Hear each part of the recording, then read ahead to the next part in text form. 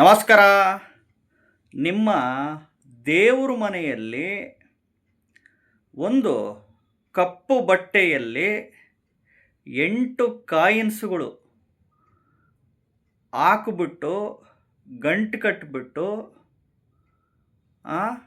ಈ ಒಂದು ದೇವ್ರ ಮನೆಯ ಈ ಮೂಲೆಯಲ್ಲಿ ಇಟ್ಟು ನೋಡಿ.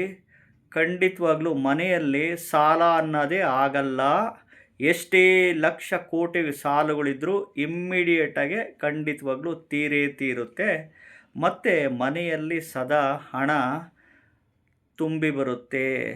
ಖಂಡಿತವಾಗ್ಲೂ ಕಪ್ಪು ಬಟ್ಟೆಯಲ್ಲಿ 8 ಕಾಯಿನ್ಸು ಯಾವ್ಯಾವುದು ಹಾಕಬೇಕು ಅಂತ ಹೇಳ್ತೀನಿ.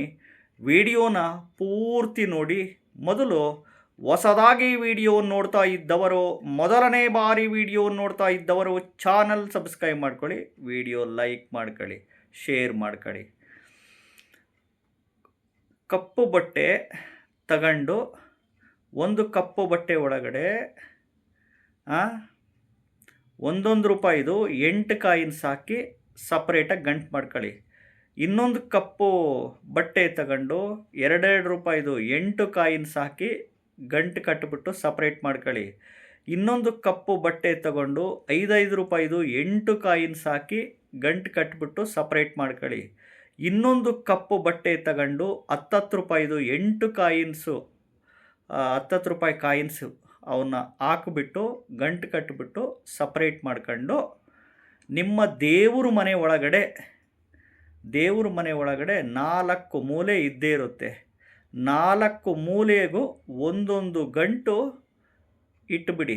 ಇದು ಅಮಾವಾಸ್ಯೆ ಸೋಮವಾರ ಬಂದಾಗ ಅಥವಾ ಹುಣ್ಣಿಮೆ ಸೋಮವಾರ ಬಂದಾಗ ಬ್ರಾಹ್ಮಿ ಮುಹೂರ್ತದಲ್ಲಿ ಬೆಳಗಿನ ಜಾವ 3:30ಯಿಂದ 5:30 ಒಳಗಡೆ ಎದ್ದು ಸ್ನಾನ ಮಾಡ್ಕೊಂಡು ಶುಚಿಭೂತರಾಗಿ ದೇವ್ರ ಮನೆಯಲ್ಲಿ ದೇವ್ರ ದೀಪ, ತುಪ್ಪದ ದೀಪ ಹಚ್ಚಿ ಈ ಪ್ರಕ್ರಿಯೆ ಮಾಡಿಬಿಟ್ಟು ಓಂ ನಮೋ ಧನದಾಹೇ ಸ್ವಾಹ, ಓಂ ನಮೋ ಧನದಾಹೇ ಸ್ವಾಹ, ಓಂ ನಮೋ ಧನದಾಹೇ ಸ್ವಾಹ ಈ ಮಂತ್ರನ ಅನ್ಲಿಮಿಟೆಡ್ ಪಠಣೆ ಮಾಡಿಬಿಡಿ.